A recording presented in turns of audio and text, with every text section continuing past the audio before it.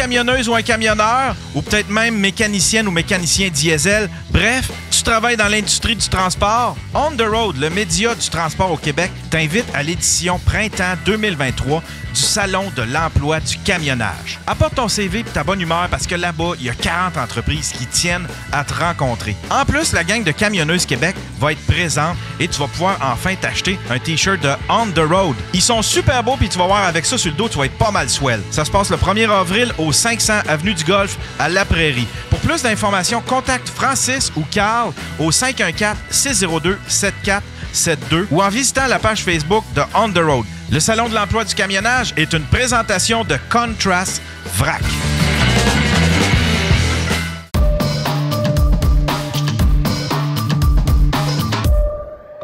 Comment t'as connu G7? Ouais, G7, exactement. Comment tu l'as connu? Hiphopfranco.com. Hiphopfranco.com. Sur le forum que je te parlais tantôt. OK. C'est de là que lui c'était un des rares qui m'insultait pas. Non, mais dans le sens, c'était un des rares qui me disait juste des commentaires constructifs à chaque fois. Puis à un moment donné, j'étais comme, hey, Big, on chill-tu, tu sais?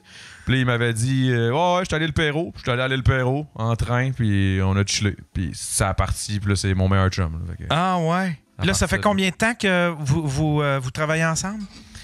Qu'on travaille ensemble, c'est depuis la première fois. Ça veut dire depuis que j'ai 18, je pense. Ça veut dire... ça fait 16 ans.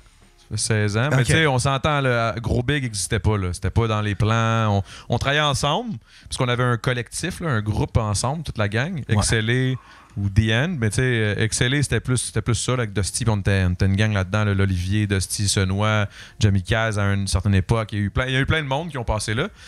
John Beer, mon meilleur chum d'enfance, là, que tu sais, comme je connais depuis que j'ai 4 ans. Là. Mais ouais, c'est ça. Puis après ça est venue l'époque, juste avant OD, j'ai dit au boy, comme boss un peu d'Exceller, notre collectif, j'avais juste dit, hey, je pense que. Non, c'est lui qui était venu me voir. Ouais, je pense que vous autres, votre musique, ça s'enligne pour être un peu. C'est trop ridicule un peu pour nous. Des fois, vous faites des jokes puis tout. Puis tu sais, je pense que ça fit pas dans le cadre de XLA, que ça, c'est plus sérieux, tu sais. Puis moi, j'étais comme, ouais, c'est vrai, t'as raison. Tu sais, moi, je faisais des refrains, des fois funky, un peu chantonnés. Je faisais des affaires aussi connes, genre sur du cul. Puis genre, c'était une toune sur du beat. Je me trouvais drôle. Puis je testais des affaires. Puis au final, après ça, tout de suite après, j'ai fait OD. Fait que c'est à peu près, ça fait 6 ans peut-être, Gros Big. 5 ans. OK. Juste avant OD, dans le fond. OD, puis là t'as décidé de t'inscrire à OD. J'ai pas décidé de m'inscrire à OD. OK, raconte-moi ça. Non, comment c'est venu dans ta vie, OD? Fucking G7, man. C'est G7, justement, mon meilleur chum. Il était comme... Là, ma blonde, ça faisait comme 4-5 ans que j'étais avec. Là, elle m'avait crissé là. Ben, on s'était séparés. Elle m'avait pas crissé là, mais on s'était séparés. Mais c'était clairement plus, ça venait plus de son bord. Puis j'étais comme, OK, gars, tu veux qu'on se laisse, on va se laisser. Tu veux aller vivre tes aventures, là? Va tester, vas-y, là. Puis là j'étais comme, OK, alright, mais je vais revenir, tu sais. Puis là, à un moment donné, j'ai appris qu'elle avait un chum, genre 8 mois après. Détruit. J'étais comme, oh non! Là, mon boy G7 est comme, man, t'as rien à perdre. OD, ça arrive, là. Il y a une nouvelle saison parce qu'il avait arrêté, je pense, là, pendant il avait arrêté 2-3 ans. Là. Ouais. Puis là, j'étais comme, ta gueule, Big. Je suis pas un pompier, je suis pas un avocat. Là. Check-moi à shape. Je suis pas fucking. Je suis pas un douche. Là, je disais vraiment ça à ce moment-là. No joke. Là, parce que dans ma vision à moi, j'avais jamais écouté OD de ma vie. Je trouvais ça. Je viens du milieu du hip-hop. Je suis comme, tu fous, fuck eux autres. Là, commercial à. Tu vois l'espèce d'amertume genre du gars là. C'est ça, moi je suis pas mainstream, moi je viens de la rue. Je viens de la rue, brap. Rien de ça.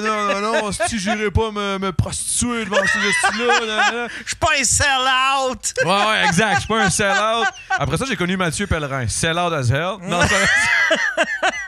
Non, mais pour vrai, après ça, c'est ça. Là, j'étais comme, t'es fou. Puis là, après ça, j'ai commencé à checker. Puis là, il disait, c'est plus à TVA. Donc là, j'étais déjà, OK, c'est déjà moins pire. Parce que TVA, je sais pas pourquoi, on dirait que je trouve que c'est plus.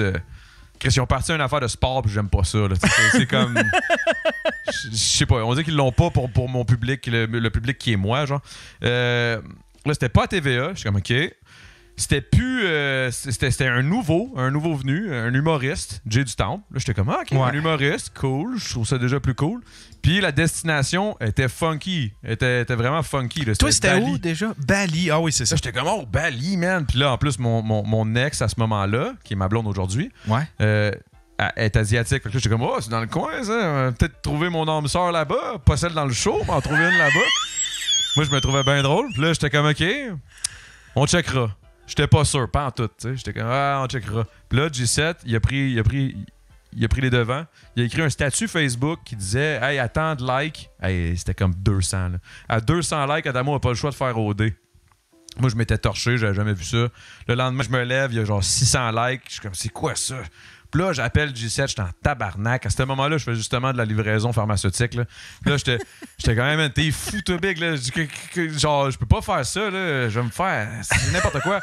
Puis là, finalement, le dernier jour pour les auditions, il me pogne par le collet et il me dit là, tu viens avec moi, man, on y va au Casino de Montréal, puis tu vas le faire. Là, je vais le faire avec toi. Okay. Je suis comme, OK. Finalement, je le fais. Boum. Je me fais prendre parce que là, justement, en pleine livraison pharmaceutique, je me mets ces 4 flasheux, je reçois un appel. Moi, ouais. Oui, allô, c'est Guillaume d'Occupation Double.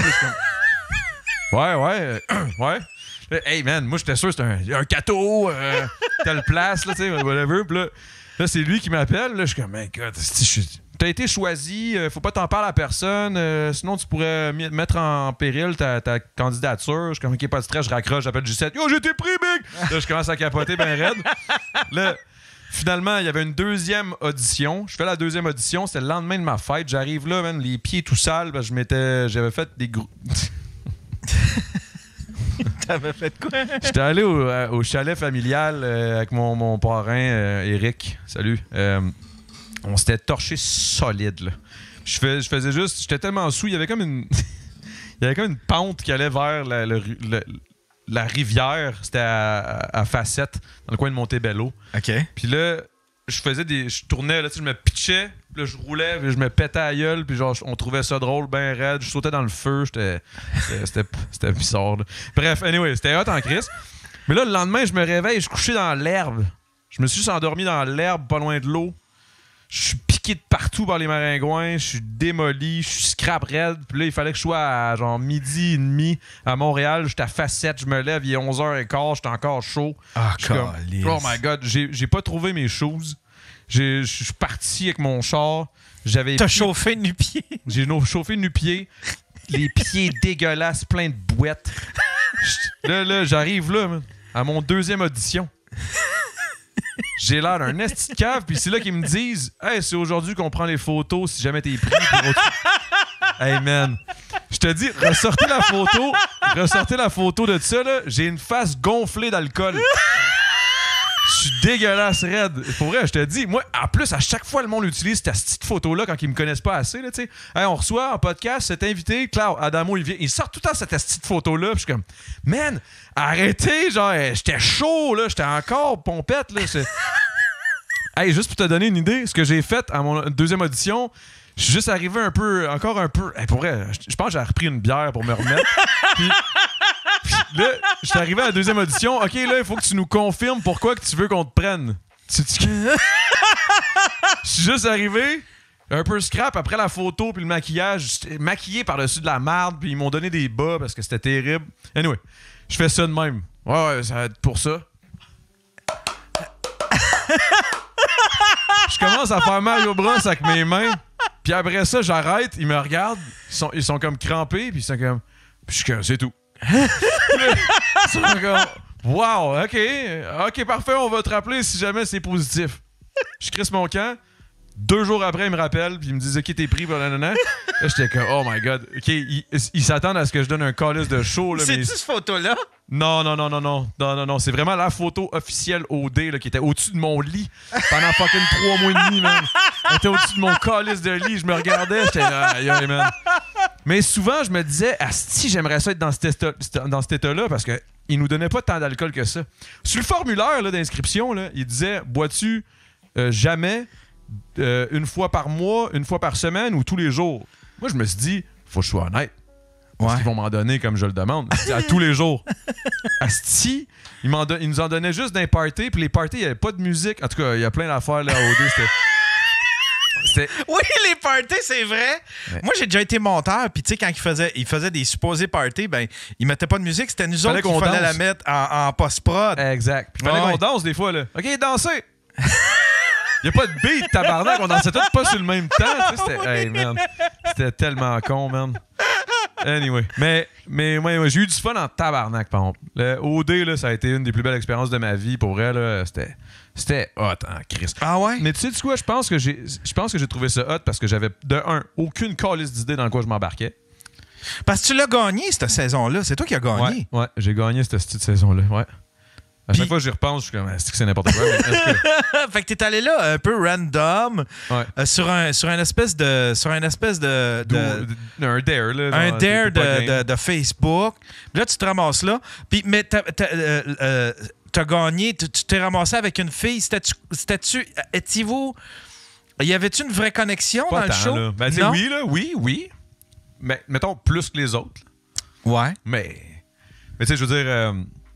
Ben c'est la seconde où elle a commencé à me parler de rush puis de spiritualité que là j'étais comme pas de rush du crack là, des rush genre des rush célestites, des affaires de même là, je suis pas trop c'est peut-être pas de rush là, mais je me suis elle a commencé à me parler de beaucoup de spiritualité puis des affaires, puis là j'étais comme oh boy.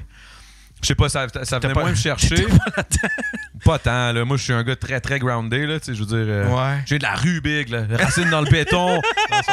Non, mais tu sais, j'étais pas trop là-dedans. Puis après ça, en plus, il y a eu un moment où, à un moment donné, on était en privé, puis elle m'avait comme dit, je voyais quelqu'un juste à une rentrée. Puis j'étais comme, what the fuck, là, tu sais. Ça m'intéressait plus ben. Puis tu sais, on n'a même pas couché ensemble. Il n'y a rien arrivé, tu sais. Mais j'avais super... même pas eu de sexe, rien. Même pas. Puis même pas. Puis je te dirais même pas proche tant que ça, là. Ah ouais. Chris, c'est triste, ça. ben oui, puis non. Hey man, ça me rappelle une histoire, une anecdote. Faut que je te conte ça. C'est pas triste pour toi parce que vous avez gagné quand même. C'est triste pour le peuple québécois qui a voté. C'est de la prime. Non, mais Chris, à un moment donné, je sais pas, là, j'étais pas attiré tant que ça. Elle, puis j'imagine qu'elle non plus. On s'entendait super bien. C'est une super bonne fille, une super cool. Genre, j'ai eu full de plaisir, tu sais, avec elle au final. Mais c'était pas de l'amour, je pense, là, tu sais. Je pense qu'on. C'est parce que c'est fucked up, OD, là. Tu te ramasses dans des situations paradisiaques dans un autre monde. Moi, j'avais jamais voyagé en dehors du Canada, là. Ouais, c'est une bulle inventée. C'est comme un cartoon. C'est comme dans les films, là, tu sais. Tu sais, c'est pas comme si genre j'arrive dans un bar, puis là je décide genre ah ouais, puis on se cruise, puis après ça, OK, je décide de partir avec toi à OD. Non, c'est imposé, là, c'est des filles imposées, là, tu sais. Voici les plus belles célibataires du Québec. Là, moi je regardais, j'étais comme c'est pas mon genre. Oh non. Moi j'étais comme il y a aucune asiatique. Je suis out. Tu sais, genre je niaise là, mais tu sais, c'était un peu ça à quelque part là, j'étais comme les plus belles célibataires du Québec selon qui? C'est pas selon moi que certains, tu sais. Elles sont belles, mais c'est pas mon genre, tu sais, je veux dire. Anyway. Mais ouais. Ah oui, ce que je voulais dire, c'est il y a une anecdote, man, c'est que ça m'a tué parce que justement quand je t'ai dit qu'on n'a même pas couché ensemble ni même passé proche tant que ça, c'est un moment donné, man, je reçois un colis. Genre, je sais pas, moi, un colis whatever the fuck, là, je me souviens plus c'était quoi. Le gars, il cogne à ma porte, tu sais, j'habitais en appart. J'ouvre la porte. Oui, allô? Il est comme, hey, voici ton colis. Je suis comme, hey, merci. Il est comme, hey, dites quoi, toi? Je suis comme classique. Je suis comme bon, ok, ouais, y a pas de stress. Ouais, ça se peut. J'ai fait Occupation Double. À cette époque-là, je pense que ça faisait un an. Genre, il était déjà à l'autre saison. Là, il était comme ah ouais! C'est toi qui as sorti avec la pitoune, la petite blonde! Je suis comme ouais, c'est elle. T'as gagné avec elle? Ah, si le sexe devait être bon, hein? Là, je suis comme aïe, man, à quel point tu rentres dans ma bulle, Big? Là, je prends mon colis, genre, je sais pas, moi, c'était genre, je pense que c'était du Benny, genre, je sais pas trop. Je prends mon Benny, je suis comme, ouais, ben, c'était. Ben, j'ai pas vraiment couché Qu'est-ce que tu veux répondre à ça? C'est ça, j'étais comme... À un étranger qui vient te livrer ton poulet. C'est ça, j'étais comme, ben, en fait, j'ai pas couché avec. T'as pas couché avec? Ah, si, ouais, moi, je t'aurais pincé ça, là. C'est comme, tabarnak, Big. Tu me fucking niaises, là. Puis là, il y a ma blonde en arrière qui est comme, je pense qu'elle était dans la douche, fait qu'elle a peut-être pas entendu, là, mais j'étais juste comme, mais voyons. Puis c'est arrivé plein de fois, là, des situations de même que les gens, là, ils ont aucune inhibition. Là. D'un bar, là, c'était terrible en sortie de ça.